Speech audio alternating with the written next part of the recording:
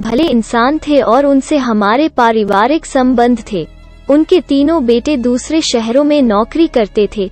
तीनों ब्याहता बेटियों में से मंजली और दोस्तों नमस्कार। आज की कहानी मेरी सासू माँ को जीने दो भाग 2। वो झट से तेल की शीशी ले आई। सास के बालों में तेल डालकर उनकी चोटी कर दी। नानी सास पलंग पर बैठी यह देख रही थी, लेकिन कुछ बोली नहीं। लेकिन ये क्या, बड़ी नंद आते ही उस पर बरस पड़ी। भाभी मम्मी की चोटी क्यों कर दी? 13 दिन तक साबुन नहीं लगाते हैं और नहीं कंघी करते हैं, पलंग पर सोते भी नहीं है, यही रिवाज है। तो सिया ने जवाब दिया, दीदी अब तो 10 दिन हो गए हैं, मम्मी के बाल उलझ गए थे इसलिए। नानी सास बीच में बोली, कोई बात नहीं, आजकल कोई नहीं मानता ये सब। तो नंद बोली, लोग क्या कहेंगे नानी? मम्मी को कम से कम 1.25 महीने तक तो समाज के नियम कायदे मानना ही चाहिए। भाभी को तो अक्ल नहीं है, मम्मी तू काहे न बतवाएले कि के इस सब न करल जाही। सिया पढ़ी लिखी नंद के मुंह से ऐसी बातें सुनकर दंग थी। वो गुस्से में चुपचाप कमरे से बाहर चली गई। आज 10 वे की रस्म थी। न ही दोनों बेटियों की कोई खबर थी और न ही छोटी बहू की। सिया की नानी सास ने कहा, सबको फोन लगाकर बुला लो, आज कच्ची रसोई होगी, सबको दामाद जी के नाम का कौर डालना है। उसने फोन लगाया तो छोटी नंद बोली, भाभी बच्चे स्कूल गए हैं, वो आ जाएंगे तब देखूंगी। लेकिन वो नहीं आई। मंजली ने फोन नहीं उठाया। छोटी देवरानी की माँ ने कहा कि इसकी तबीयत ठीक नहीं है, आज नहीं आ सकेगी, इसकी तरफ से आप ही ससुर जी के नाम का कौर निकाल देना। खैर 10वें की रस्म हो गई। अब 13वीं यानी ब्रह्म भोज का दिन आया। शास्त्रोनुसार गौदान करवाया गया और नाना प्रकार के व्यंजन बने ब्राह्मणों के लिए। सभी रिश्तेदार सगे संबंधी आए हुए थे। आज दोनों बेटियां और छोटी बहू भी थी। तीनों बार बार रोने का उपक्रम कर रही थी। मझली बहू और सुमति कैसे पीछे रहती, वे भी दहाड़े मारकर रोने लगती। सिया शांत भाव से चुपचाप काम में लगी हुई थी, उसे अभी रोने की फुर्सत नहीं थी। लेकिन सिंधु जी जड़वत बैठी पति की 13वीं की सारी रस्में निभा रही थी और बेटियों और बहुओं के क्रियाकलाप भी उनकी नजर से छिपे नहीं थे। अंत में पगड़ी की रस्म हुई। अब श्रीवास्तव जी की पगड़ी विनय के सर पर बांधी गई। अचानक उसे पिता की जिम्मेदारियों का एहसास हो चला और आंखों से अश्रु धारा निकल पड़ी। शाम को लगभग सभी रिश्तेदार खा पीकर घर लौट गए थे। मंजली और छोटी नंद भी जा रही थी। फिर भंडारे में आकर सिया से बोली, भाभी गुलाब जामुन और मिठाई बची हो तो पैक कर दो। सिया ने सबको स्टील के डब्बों में भरकर लड्डू गुलाब जामुन दे दिया। छोटी देवरानी दोपहर में ही अपनी माँ के साथ वापस चली गई थी। सबके जाने के बाद सिंधु जी विचारों में खोई थी, अंदर ही अंदर घुट रही थी। सोच रही थी, छोटी बहू को आए तो अभी 1 साल ही हुआ है, लेकिन मेरी अपनी बेटियां, उन्हें भी मेरी कोई परवाह नहीं। हमने तो कभी बेटा बेटी में फर्क नहीं किया, सबको पढ़ाया लिखाया, इतना दान दहेज देकर शादी की, सबकी डिलीवरी में सेवा की। छोटी की जुड़वा बेटियां हुई तो कैसे संभालेगी दोनों को एक साथ, यही सोचकर 3 साल तक यही घर पर रखकर सेवा की। इनके पिताजी भी बेटियों और नाती नातिन को पर्व त्योहार पर कितना शगुन देते थे। मुसीबत में रुपये पैसे से तीनों दामादों की हमेशा मदद की। आखिर कहाँ कमी रह गई जो आज उनके जाते ही मेरी बेटियों ने मुझे पराया कर दिया। माँ के प्रति इतनी संवेदनहीनता। बड़ी बेटी को उन्होंने खुद मझली बहू से कहते सुना था कि भाभी मम्मी के कपड़े 1.25 महीने तक तुम लोग मत धोना, अपशगुन होता है। एक तो पति के जाने का दुख, उस पर बेटियों का बदलाव व्यवहार। सिंधु जी अपनी बेटियों के व्यवहार से टूट चुकी थी। सोच सोच कर उनकी आंखों से आंसू बार बार उनके गालों पर लुढ़क जाते हैं। वे अपने आप को बहुत ही अकेला अनुभव कर रही थी। आज उनकी माँ और बहन भी सिया को सास का ध्यान रखने का बोलकर चली गई थी। कल बड़ी बेटी भी लौट जाएगी। शाम को बड़ी बेटी सुमति सिंधु जिनके पास आकर बोली, मम्मी तेरी अलमारी की चाबी देना जरा। उन्होंने चुपचाप चाबी दे दी। सिया अभी उनके कमरे की सफाई कर रही थी।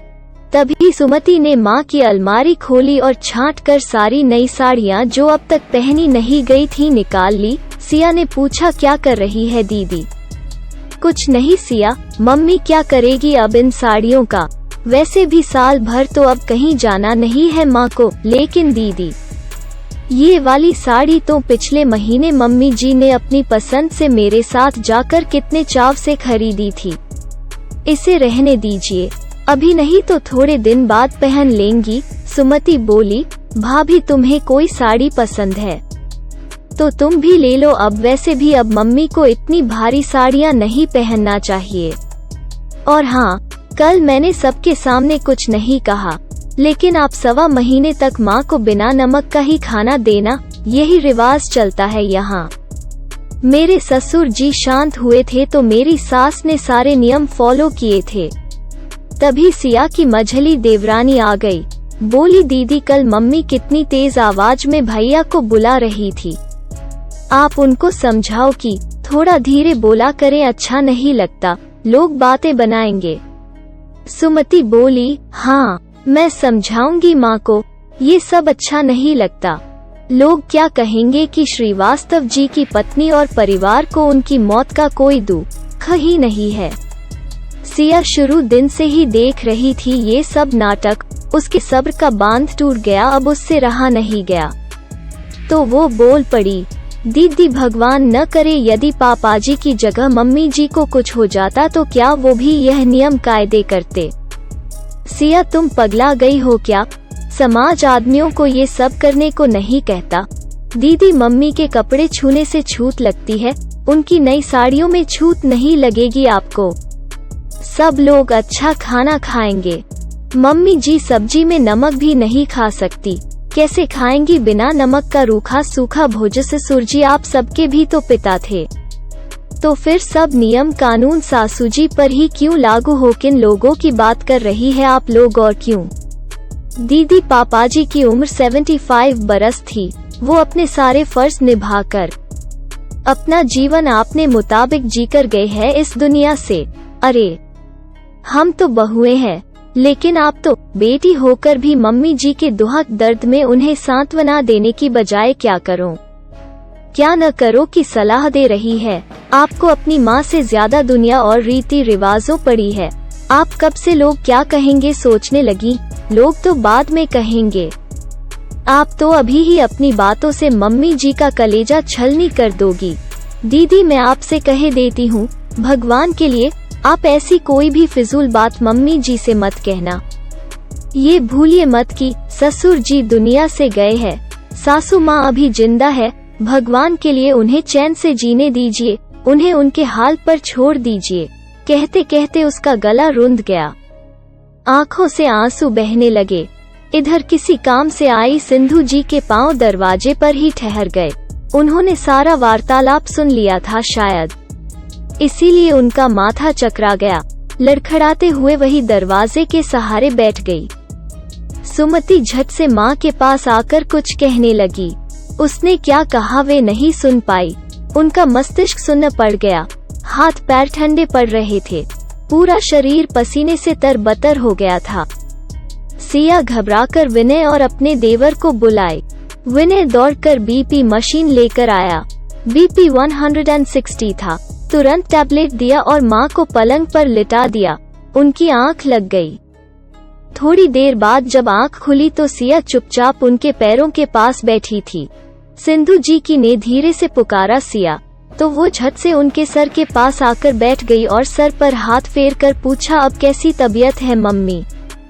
सिंधु जी फीकी मुस्कान के साथ बोली, अब तबीयत भी ठीक है बहू और दिमाग भी। सिया ने कहा, मैं आपके लिए कड़क चाय बनाकर कर लाती हूँ, पीकर ताजगी महसूस करेगी। तब तक सुमति आ गई और बोली, माँ अब कैसी तबीयत है? मैं ठीक हूँ बेटी। माँ मेरी फ्लाइट की टिकट कल की है, लेकिन अगर आप कहो तो मैं रुक जाती हूँ। नहीं बेटी, अब तो ये जीवन भर का रोना है, ये दुहक मुझे अकेले ही भोगना है। तुम जाओ अपना घर संभालो, वरना लोग क्या कहेंगे कि सिंधु जी ने बहुओं के होते हुए भी सेवा टहल करने के लिए बेटी को जबरदस्ती रोक रखा है। तब तक सिया चाय लेकर आ गई। सबको चाय देकर वही बैठ गई। सिंधु जी बोली, बेटा तुम अपने ऑफिस से कुछ दिन और छुट्टी लेकर रुक सकोगी मेरे पास? तुम्हारे रहने से मुझे हिम्मत रहेगी। क्यों नहीं मम्मी जी, मैंने पहले ही छुट्टी बढ़वा ली है। सुमति मुंह बिचकाकर दूसरे कमरे में चली गई। अगले दिन सुमति भी चली गई और मंजली बहू भी। सबके जाने के बाद सिया अपनी सास के पास जाकर बैठ गई तो सिंधु जी ने उसका हाथ पकड़कर बोला, धन्यवाद बहू जो तुम रुक गई। मेरी तो आस ही टूट गई थी। तुम्हारे रुकने से मुझे बहुत हिम्मत मिली है। ये आप कैसी बातें कर रही है मम्मी, ये तो मेरा फर्ज है। इसमें धन्यवाद कैसा, क्या आप मुझे अपनी बेटी नहीं मानती हैं? मैं भी आपकी बेटी जैसी ही हूँ। फिर ऐसी बातें क्यों कर रही है आप? तुम मेरी बेटी नहीं हो बहू। अच्छा हुआ तुम मेरी बेटी नहीं हो। जो दुहक मेरी बेटियां नहीं समझ पाई वो तूने समझा। मैंने तुझे कितने ताने दिए, लेकिन ये तेरे संस्कार ही है जो तू आज भी अपनी सास की इतनी परवाह करती है। भाग्यशाली है तेरे माता पिता जो तुझ जैसी बेटी पाई है। उनकी आंखों से आंसुओं की धार अविरल बह रही थी। सिया किसी बूढ़ी सयानी की तरह कभी अपनी सास के सर पर हाथ फेरती, कभी उनके आंसू पोंछती रही। दोनों सास बहू एक दूसरे से गले मिलकर रोए जा रही थी। सिंधु जी को रिश्तों की परख हो गई थी। वहीं सिया का मन हल्का हो गया था कि वो अपनी सास का दुहक बांट पाई। कुछ देर बाद जब भावनाओं का ज्वार थमा तो सिंधु जी ने कहा, बेटा मैं बहुत खुशनसीब हूँ जो तू मेरी बेटी नहीं बहू है। सिया झट से सासू माँ के गले लग गई, लेकिन एक सवाल उसका पीछा नहीं छोड़ रहा था, वो यह कि इतना प्यार देने और मानने वाली माँ के प्रति अचानक तीनों बेटियों का रवैया कैसे बदल गया। दोस्तों, यह कहानी यहीं पर समाप्त होता है। धन्यवाद।